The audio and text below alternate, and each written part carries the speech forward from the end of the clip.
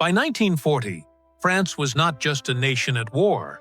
It was a nation behind a wall of concrete, steel, and an unshakable belief in the lessons of the past. The French military, lauded as the strongest in the world, stood guard behind the greatest system of fortifications ever built, the Maginot Line. They were prepared for everything except the war that was coming. This is not merely a story of a battle lost, but of a doctrine shattered, a nation humiliated, and 6 weeks that changed the world. How did this fortress fall so swiftly and so completely? The answer lies not in a lack of courage, but in a catastrophic collision between the strategies of yesterday and the brutal realities of a new kind of war. To understand the sheer shock of this collapse, we must first retreat into the shadow of the previous war. France had lost over 1.3 million men in the First World War.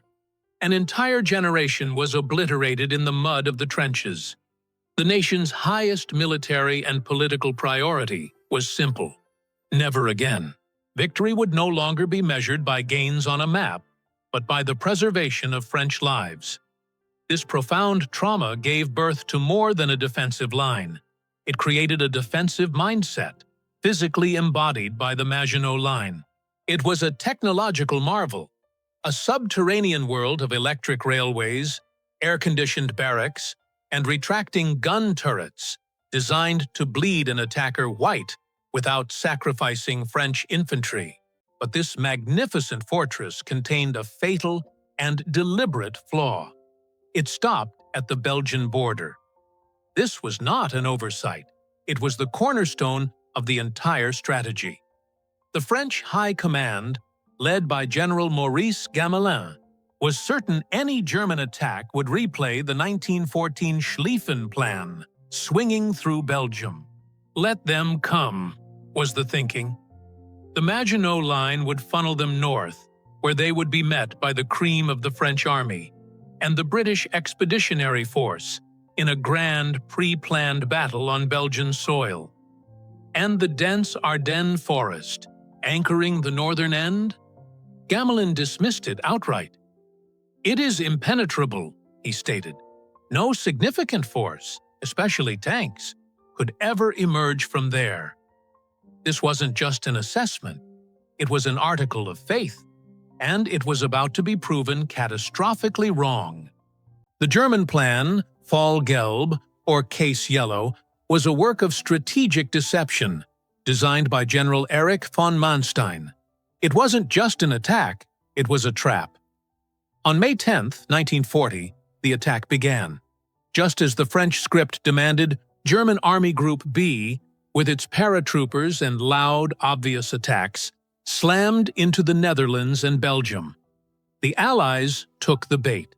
Gamelin activated his master plan, and the best Allied mobile units, including the formidable French 7th Army, surged north with a sense of grim satisfaction. But this was all a grand illusion. The true killing blow, the Schwerpunkt, or point of maximum effort, was already unfolding hundreds of miles to the south. While the Allies lunged into Belgium, the entirety of Germany's Panzer Corps, 7 divisions of tanks and mechanized infantry, was squeezed into a narrow, vulnerable column, winding through the very Ardennes forest the French had written off. The few French cavalry units stationed there, riding horses and equipped with antiquated weapons, could only report the unbelievable. The forest was alive with German tanks. They were brushed aside. Back at headquarters, these frantic reports were dismissed not as warnings, but as hysterical exaggerations. The impenetrable forest had been penetrated in less than 48 hours. On May 13th, the vanguard of this armored spearhead, Heinz Guderian's 19th Panzer Corps, emerged from the trees, not at the French border, but deep behind it, at the banks of the wide Meuse River at Sedan. This was the moment of truth. The French defenders on the opposite bank were from second-rate static divisions, demoralized and poorly equipped. What happened next was not a tactical defeat, but a psychological collapse. For hours, the sky fell in. The German Luftwaffe, hundreds of Stuka dive bombers, conducted a terrifying aerial bombardment. The unceasing scream of their sirens and the concussive blasts had a paralyzing effect on the French gunners. Communication lines were severed. A wave of panic, later termed the Panic of Sedan, swept through the defenders. As the bombs fell, German assault pioneers crossed the river in rubber boats under heavy fire. They established a fragile bridgehead. By nightfall, engineers had thrown a pontoon bridge across the Meuse. By the next morning, the first Panzer IIIs were rumbling across. The hole was punched. Guderian, a fervent believer in relentless movement, ignored orders to consolidate and pushed his tanks west into the open countryside.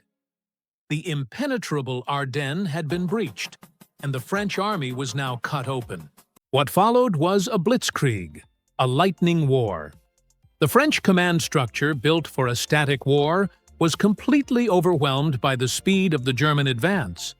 Orders were issued, rescinded, and reissued based on hours-old information.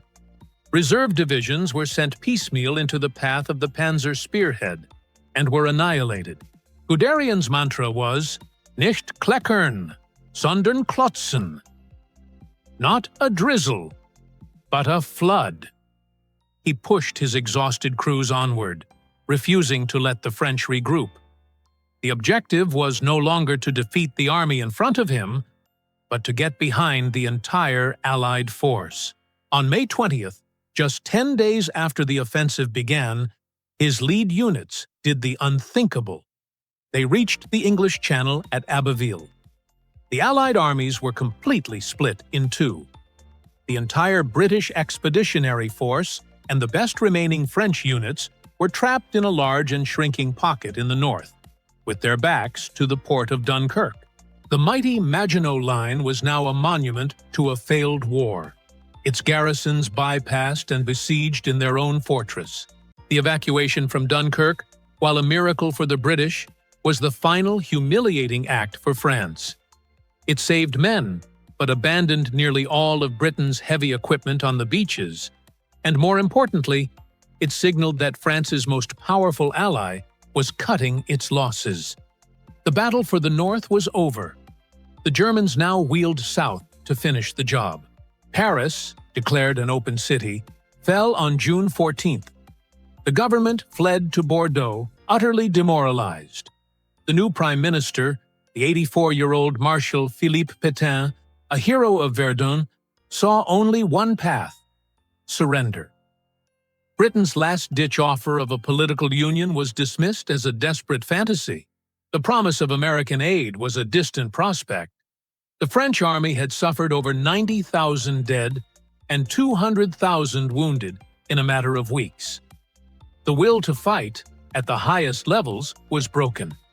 On June 22nd, in the same railway carriage in the Compiègne forest where Germany had surrendered in 1918, France signed an armistice that handed over control of more than half its territory to the Nazis.